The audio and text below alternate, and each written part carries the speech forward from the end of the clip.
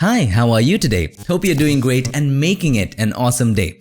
Today, I just wanted to share with you an action to add depth, dimension, and incredible details to portraits in Photoshop. So this video is divided into two parts. In the first part, we're going to learn how to use the action in the first place. All you have to do, just paint in certain areas of the face and it will do everything automatically. It will add depth, dimension, and details very nicely, quickly. It will open up a sequence, follow the sequence, and you can easily do that.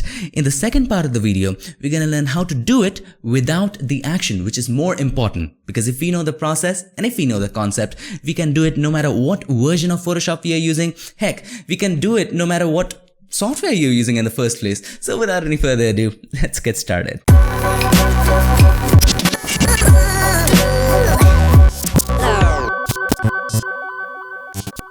So here we are in Photoshop, back in action with an action, and if you want to download any photo used in the video, make sure to check the links in the description. And first of all, go ahead and download the action in the first place. Links are already in the description so that we can go ahead and start. So first, open up the image that you want to edit, open up the portrait. Then what you have to do, go to Windows and then Actions. This will open up the Actions panel. Now, I've already imported the action. If you want to know how to import it, let's go ahead and let's delete that. Okay. Now, all you have to do, click on this grid, these horizontal lines, just click on that and load actions. Locate the action. This one is the action PiXimperfect portrait dimension. Click load. This will open up the actions. Now, the action that you should be looking for is portrait pop. Click on that and just play that action. But before you play that action, make sure the actions panel is somewhere aside away from the portrait because you might have to paint in between. Now, just play the action. Make sure the background layer is selected. Just play the action. Okay. Now, the message comes up, paint the face. Okay. Click on stop. It automatically selects for you the brush. It automatically selects for you the color. Okay. All you have to do, just hit stop and paint the face with a soft brush. Stay away from the edges. Okay. And paint the face. Just stay away from the edges. Paint the part of the face which is protruding towards the camera, okay, or protruding towards the direction of light. The areas of the face which are away from the light or the camera, don't paint on those areas, and make sure this paint is gradual and soft, high on the nose, and as you move away towards the edge of the face, towards the back of the face, it fades away. So as you can see, it fades away really quickly on this side, it fades away slowly on that side. Now once you're ready, once you have painted it properly, don't go outside that. So I'll take an eraser and I'll erase this extra area. Just like that. Really simple. Now once you have done it, click play again. Now it will ask you to paint the features. Now what are the features? Features are the areas that you want more details in. So for this portrait, the features are, of course for most portraits, the features are eyes, nose, and mouth. Okay. Stop. Just paint over the features soft, and you can also decrease the flow if you want more details in a particular area. So I'll go 20 and simply paint over this area with red. I've chosen eraser. Make sure you choose the brush and then paint over. You can just decrease the flow 20 and just like that. Can have more details here, mouth, and once you're done, just click play again. It will do the rest automatically. Now it will ask for certain values in between time and again. Let's see what it does. Now here comes the Gaussian blur value. It is actually the sharpness value. Now let's zoom in. This asks you how much of a sharpness do you need in the face overall. Okay, in the front part of the face, the area that you painted in the beginning, not the features, but the face. Okay, now if you increase the radius, it doesn't mean that it will increase the sharpness. Now here's an important thing to understand. How do we increase sharpness actually? What happens when you increase the sharpness? Does the sharpness increase? No, we actually fake it. What happens is when you increase the sharpness in Photoshop or any other software, it increases the contrast around the edges. So it seems as if the object is more sharp now. The image is more sharp now. So this radius determines how thick the edge is, okay? And it's measured in pixels. Now, if we zoom in, let's understand this for a second. If we increase the radius too much, it will think the edges are very thick and there will be a halo effect. Let's go ahead and increase it too much. Let us understand what's exactly happening. See, the sharpness it's very wide. And if you decrease the radius, the sharpness becomes very fine. So it's actually a measure of how fine the sharpness would be. If the radius is too small, it will sharpen just the noise. If the radius is too high, it will go crazy. So make sure the radius is at somewhere a good value. I guess for this, I will stay at 1.5, click OK. Now it will again ask me the value for just the features, okay? This was the value for the overall face, now the value for just the features. Now we can go a little higher here, maybe 3.5 or maybe 3. Click OK. Now it will ask us to dodge. Now if you want to dodge, you can stop and dodge. If you don't want to dodge, click continue. Now what is dodging? Dodging is brightening certain areas of the photo which are protruding in the direction of light.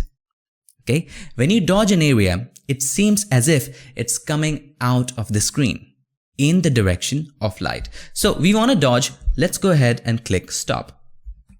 Zoom out a little bit. Let's keep this aside. Take the brush. It automatically selects for you the color, which is white at this moment, and make sure the flow is around 2%. Just paint over the areas which is protruding in the direction of light. So this area, just a little bit, don't overdo it. This one, the nose,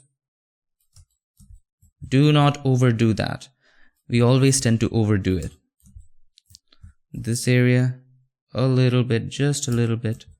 This area, just a little bit. Maybe a little bit of the lips. It's too much, I guess. Let's go back. There we go. I guess we are pretty much done. Now, once you have done this, click play again. Now it will ask you to burn. Now burning is painting or darkening certain areas of the photo that protrudes away from the direction of light. Okay? Now, click stop. Similarly, just paint in the areas which are away from the direction of light. Don't overdo it. Just do it very lightly. Okay, now once you're done, just click play again. And it's done. Have a look at the before and after. So this is the after, this is the before. Such a massive difference it makes. Have a look, before, after. Now if you think it's too much, I've already grouped that portrait dimension. Just decrease the opacity of the overall group. And you're done. If you think 58% is fine, 64, that's okay. Before, after. Amazing, isn't it? Now, this action is completely customizable. How? Let's just go ahead and increase the opacity all the way to 100. Open up this. You will find 3 categories here. Let's collapse the groups.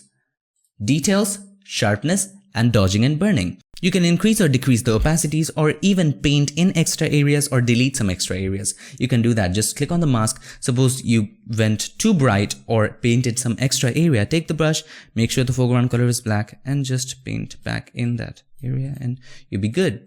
Okay?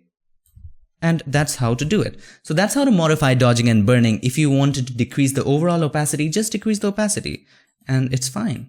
Okay, if you didn't want to compromise with the details and just dodging and burning you wanted to touch, so this is the place to go. So I have marked it as blue. Now next is sharpness. So we already put up the values, right? So I have grouped this to sharpness of the face, sharpness of the features. If you want to increase or decrease the radius that we chose, just open up the area, respective area. For example, I want to decrease the radius or make the features more fine. Okay, so just click on that. All you have to do, double click on the Gaussian blur of sharpness vivid light. Just double click on the Gaussian blur or decrease the value or increase the value. It totally depends upon what you want to do. So just let's collapse it. Collapse the sharpness. And the next one is details. Now, this is the one which you might be messing with time and again.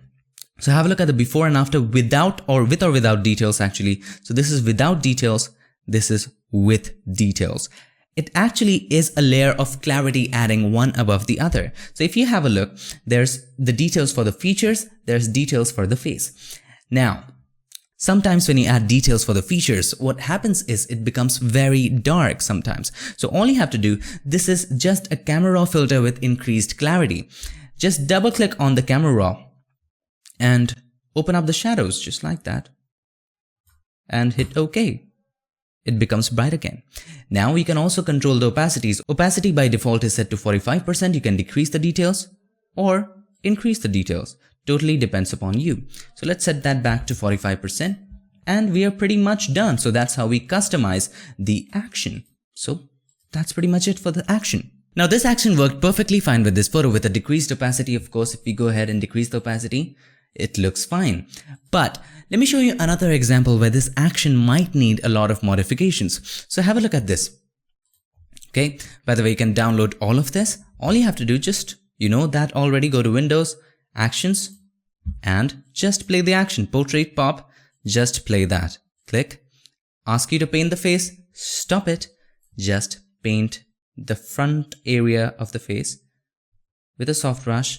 Delete the extras. Okay, so here are some of the extras. So I'll take the eraser and delete that. Select the brush again and hit play.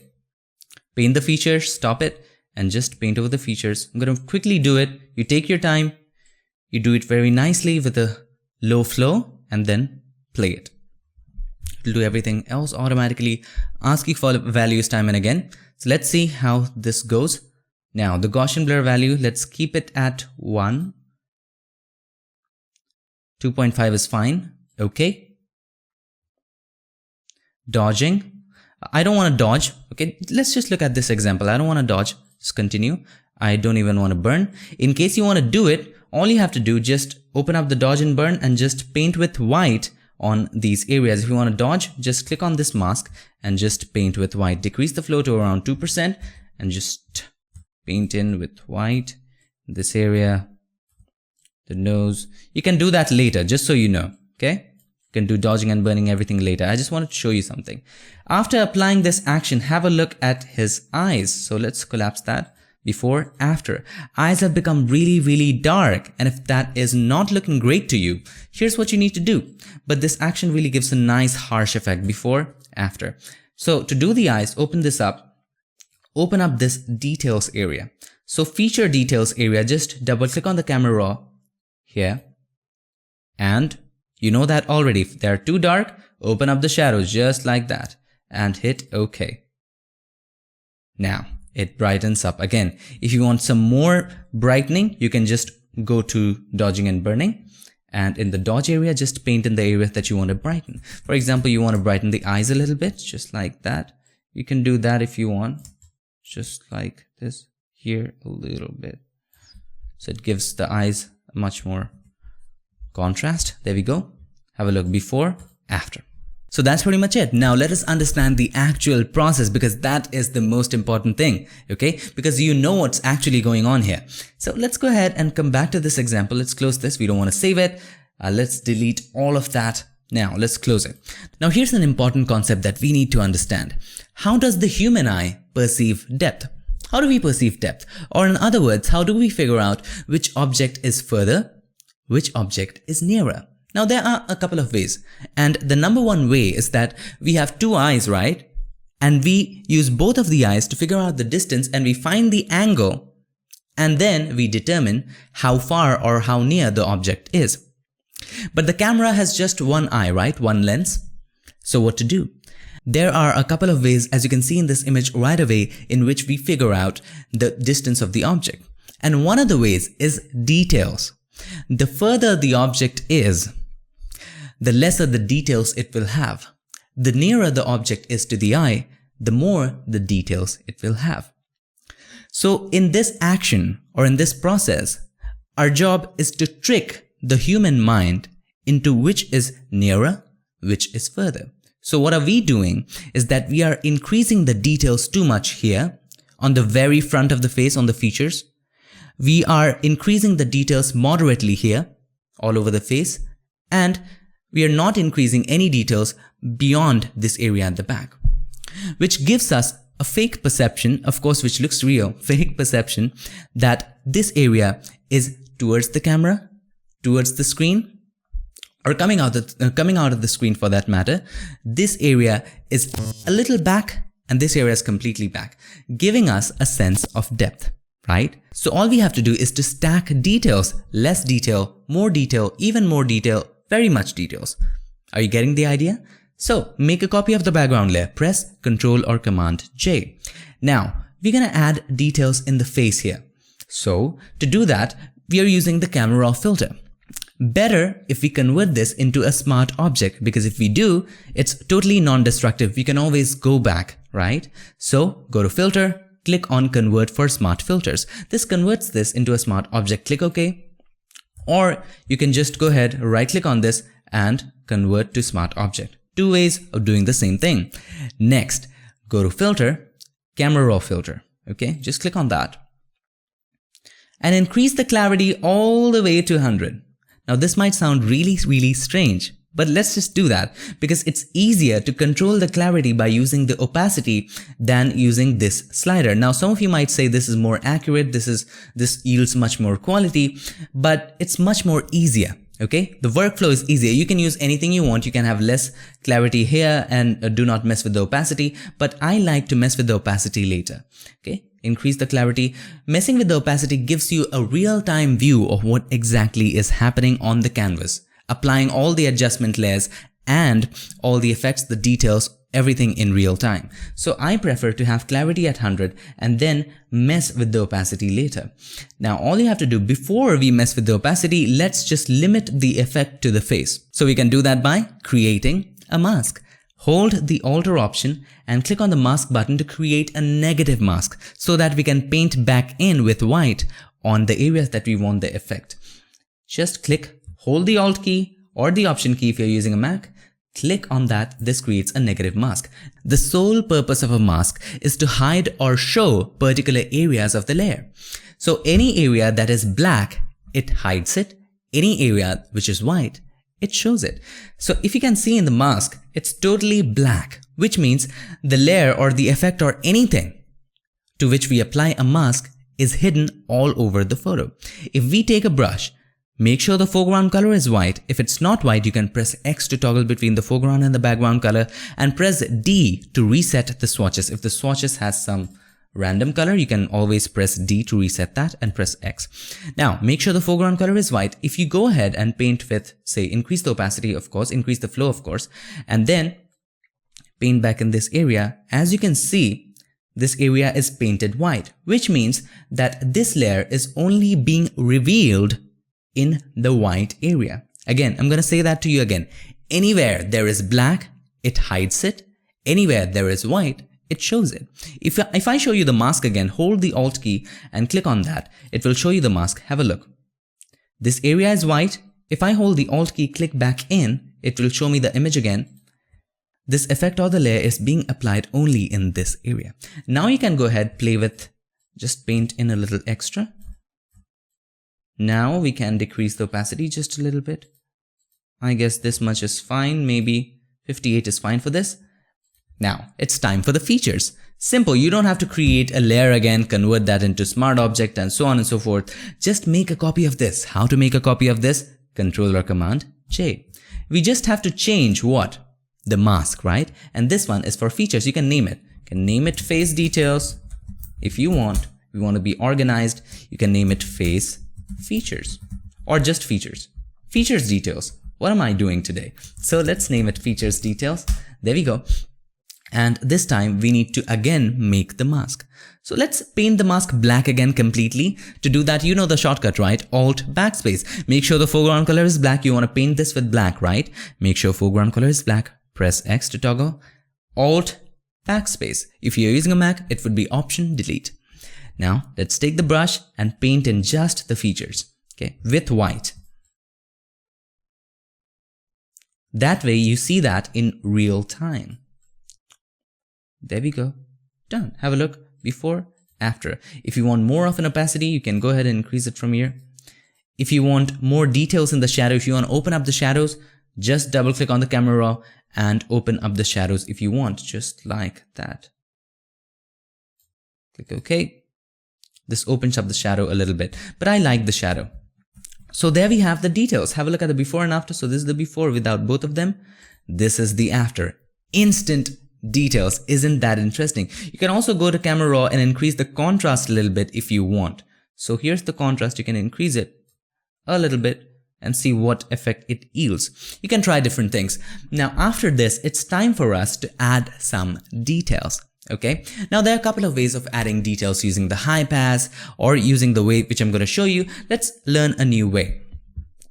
So we're going to use the same masks there, so you don't have to create those masks again, just replace those masks. So create a new layer and merge everything together. Alt, Control, Shift and E. Okay, this creates a merged layer, which means whatever you see on the screen is merged down in this layer. Okay, so for Mac users, it would be Command, Option, Shift and E. Now let's make a copy of this. Controller Command J. Invert this. Press Controller Command I. Change the blend mode of this one. Now this might sound strange. Change the blend mode of this one to Vivid Light. Okay, now make a group of both of these. Hold the Control, select the other one, select both of them and press Controller Command G. Change the blend mode of the group to Overlay. Now this should give you the exact same image. Without it, with it, exact same thing. Open up the group, select this layer and then convert this into a smart object. Just do it. Okay, filter, convert for smart filters, click OK. Now, since we inverted this, we have to just add blur to this to add sharpness. Why? Because we have inverted the image. So go to Filter, Blur, Gaussian Blur. And this adds that sharpness, amazing sharpness. So have an amount of sharpness which you want in the overall face. So I think 1.5 is good. Click OK. Now you can always go ahead, even in the action, decrease the opacity of sharpness. Okay, just click on the sharpness group and just decrease the opacity if the action is concerned. Now we're going to use the same mask, this one right here. So just replacing masks. We don't have to create that again. Hold the Alt key, drag the mask and drop it on the overall group, not on this layer, overall group. Just drop it there. Okay, now this limits the sharpness to just the face. Have a look. Before, after. I don't know whether you can see it in this screen. Just let's go ahead. Before, after. Adds a lot of sharpness. Now, make a copy of this group. The whole group, make a copy of that group and replace this mask with that of just the features. So this is the features one. Hold the Alt, drag it and drop it here. It will ask you replace layer mask. Yes. Now for the features, you might want a different radius value. Just open up the group and double click on the Gaussian blur right there. And if you want to increase the values, you can do that. Okay. I'll increase it just a bit. 2.1 is fine. Click OK. Then just collapse it. Make a group of both of these sharpness groups. Controller Command G and then decrease the opacity. It's too much sharpness. I guess 65 is good. Now we have added the details, we have added the sharpness. Make a group of the details. Click on this, hold the control, click on the other one, Controller Command G.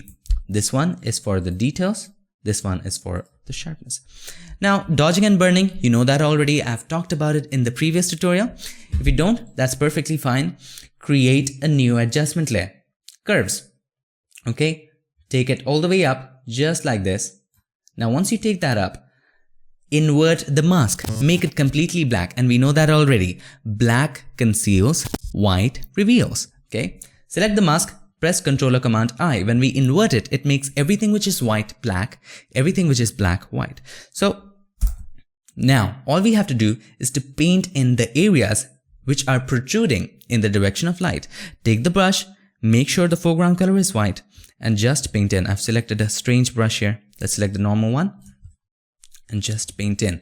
Decrease the flow to around 2% and paint in very simply. And you know the process, we did it already. Let's not spend time on this one and create another curves adjustment layer. And this one is for, let's go ahead, create it. And this one is for burning.